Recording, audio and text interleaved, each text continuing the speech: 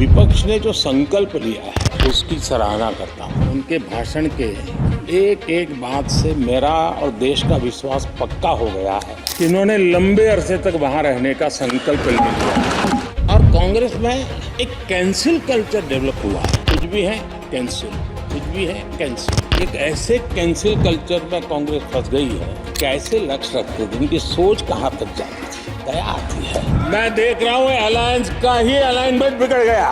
NDA को तो 400 पार कर पाई के रहेगा, लेकिन भारतीय जनता पार्टी को 370 सीट अवश्य देगा। देश के इतने टुकड़े कर चुके हो और टुकड़े करना चाहते हो, कब तक करते रहोगे? भारत दुनिया की तीसरी बड़ी आर्थिक ताकत बनेगा। पूरा देश कह रहा है अब की बार। आदरणीय अध्यक्ष जी, कांग्रेस एक परिवार में उलझ गई है। देश के करोड़ों परिवार की आकांक्षाएं और उपलब्धियां वो देख पा ही नहीं रहे, देख सकते नहीं, अपने परिवार के बाहर देखने की तैयारी नहीं है। और कांग्रेस में एक कैंसिल कल्चर डेवलप हुआ है। कुछ भी है कैंसिल, कुछ भी है कैंसिल। एक ऐसे कैंसिल कल्चर में कांग्रेस फंस गई है। अगर हम कहते हैं मेक इन इंडिया तो कांग्रेस कहती है कैंसिल। हम कहते हैं आत्मनिर्भर भारत, कांग्रेस कहती है कैंसिल। हम कहते हैं वोकल फॉर लोकल, कांग्रेस कहती है कैंसिल। हम कहते हैं वंदे भारत ट्रेन, कांग्रेस कहती है कैंसिल। हम कहते हैं संसद की नई इमारत, कांग्रेस कहती है कैंसिल। यानी मैं हैरान हूं, ये कोई मोदी की उपलब्धियां नहीं है, देश की उपलब्धियां है।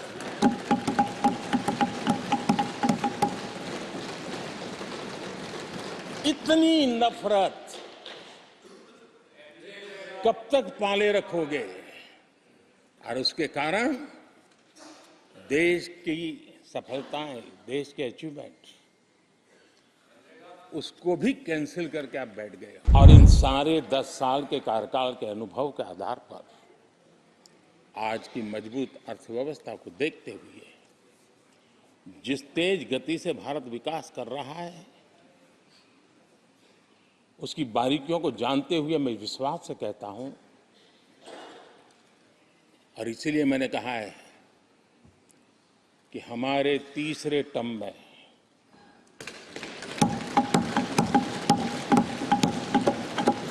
भारत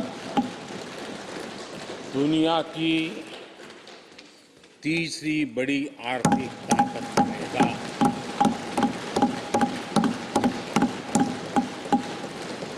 और ये मोदी की गारंटी है।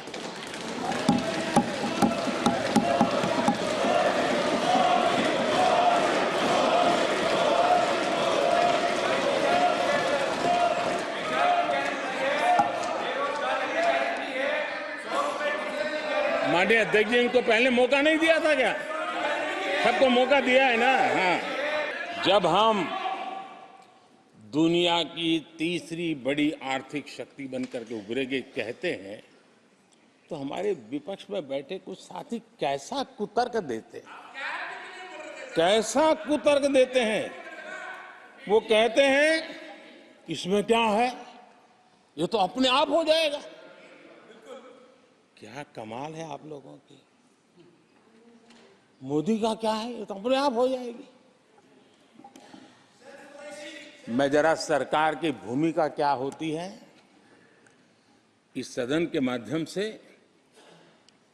देश को और विशेष करके देश के युवा मन को बताना चाहता हूं, देश की युवा शक्तियों को बताना चाहता हूं कि होता कैसे है और सरकार की भूमिका क्या होती है।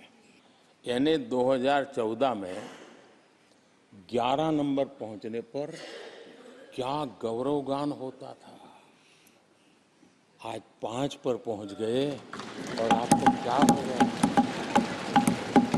क्या हो गया? आदरणीय अध्यक्ष जी, आदरणीय अध्यक्ष जी, आदरणीय अध्यक्ष जी, आदरणीय अध्यक्ष जी, आदरणीय अध्यक्ष जी, मैं आगे पढ़ रहा हूं। गोगोई जी, थैंक यू, आपने अच्छा कहा।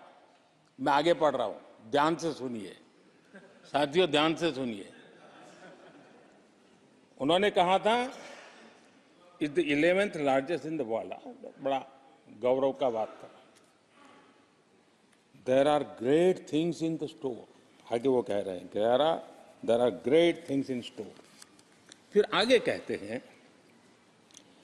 There is a well argued view that in the next 3 decades, India's nominal GDP will take the country to the 3rd rank after the US and China. उस समय ये ब्रह्मांड के बड़े अर्थशास्त्री कह रहे थे कि तीसरे नंबर पर 30 साल में हम पहुंच जाएंगे। 30 साल। और फिर कहा था ये मेरा विजन जो मैं मनमोहन सिंह नहीं थे उस वक्त, मनमोहन सिंह नहीं थे। बहुत लोग हैं जो ये ख्यालों में रहते हैं वो ब्रह्मांड के सबसे बड़ी अर्थशास्त्री है। ये लोग 2014 में कह रहे हैं और विजन क्या देखते हैं 2044, यानी 2044 तक तीसरी अर्थव्यवस्था की बात। ये इनकी सोच, ये इनकी मर्यादा, सपना भी देखने का सामर्थ्य खो चुके थे लोग। संकल्प तो दूर की बात थी। 30 साल का इंतजार करने के लिए मेरे देश की युवा पीढ़ी को कह कर गए थे, लेकिन हम आज आपके सामने विश्वास से खड़े हैं, इस पवित्र सदन में खड़े हैं और मैं आपको विश्वास दिलाता हूं कि 30 साल हम नहीं लगने देंगे। ये मोदी की गारंटी है। मेरे तीसरे कार्यकाल में देश दुनिया की तीसरी आर्थिक शक्ति बन जाए। यानी नेहरू जी की भारतीयों के प्रति सोच थी कि भारतीय आलसी है। नेहरू जी की भारतीयों के लिए सोच थी कि भारतीय कम अक्ल के लोग होते हैं। और आदरणीय अध्यक्ष जी, इंदिरा जी की सोच भी उससे ज्यादा अलग नहीं थी। इंदिरा जी ने जो लाल किले से 15 अगस्त को कहा था, लाल किले से 15 अगस्त को इंदिरा जी ने कहा था, दुर्भाग्यवश हमारी आदत ये है कि जब कोई शुभ काम पूरा होने को होता है तो हम आत्मतुष्टि की भावना से ग्रस्त हो जाते हैं, और जब कोई कठिनाई आ जाती है तो हम नाउम्मीद हो जाते हैं। कभी कभी तो ऐसा लगने लगता है कि पूरे राष्ट्र ने ही पराजय भावना को अपना लिया है। आज कांग्रेस के लोगों को देख करके लगता है कि इंदिरा जी भले देश के लोगों का आकलन सही न कर पाए, लेकिन कांग्रेस का एकदम सटीक आकलन उन्होंने किया था। कांग्रेस के शाही परिवार के लोग मेरे देश के लोगों को ऐसा ही समझते थे, उनके विषय में ऐसे ही सोचते। हम सब ने 370 खत्म होते हुए देखा।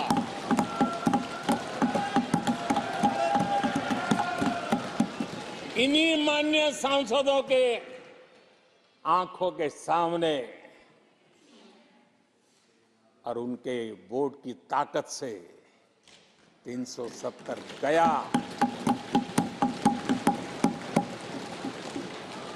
नारी शक्ति वंदन अधिनियम ये दूसरे कार्यकाल में कानून बना। आदरणीय अध्यक्ष जी, अंतरिक्ष से लेकर के ओलंपिक तक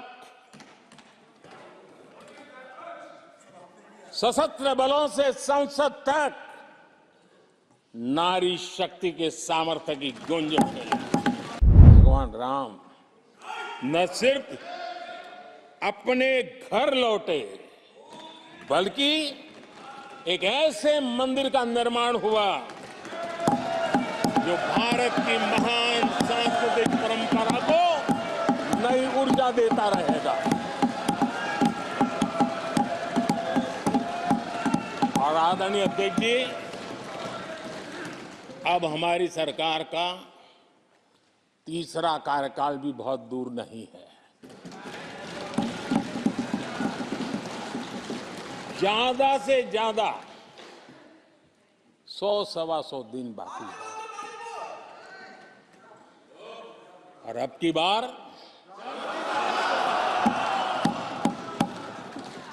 पूरा देश कह रहा है, अब की बार खड़गे जी भी कह रहे हैं।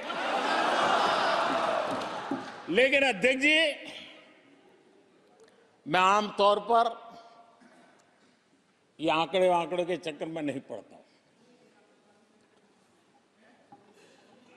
लेकिन मैं देख रहा हूं देश का मिजाज एनडीए को तो 400 पार करवा ही के रहेगा, लेकिन भारतीय जनता पार्टी को 370 सीट अवश्य देगा।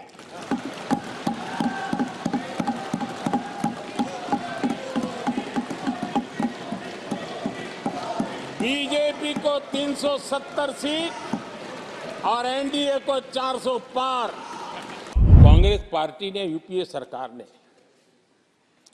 ओबीसी समुदाय के साथ भी कोई न्याय नहीं किया, अन्याय किया। इन लोगों ने ओबीसी नेताओं का अपमान करने में कोई कोर कसर नहीं छोड़ी है। कुछ दिन पहले जब कर्पूरी ठाकुर जी को भारत रत्न दिया, हमने वो सम्मान किया। लेकिन याद करिए, उस कर्पूरी ठाकुर अति पिछड़े समाज से ओबीसी समाज के उस महापुरुष के साथ क्या व्यवहार हुआ था, किस प्रकार से उनके साथ जुल्म किया। 1970 में बिहार के मुख्यमंत्री बने तो उनको पद से हटाने के लिए कैसे कैसे खेल खेले गए थे।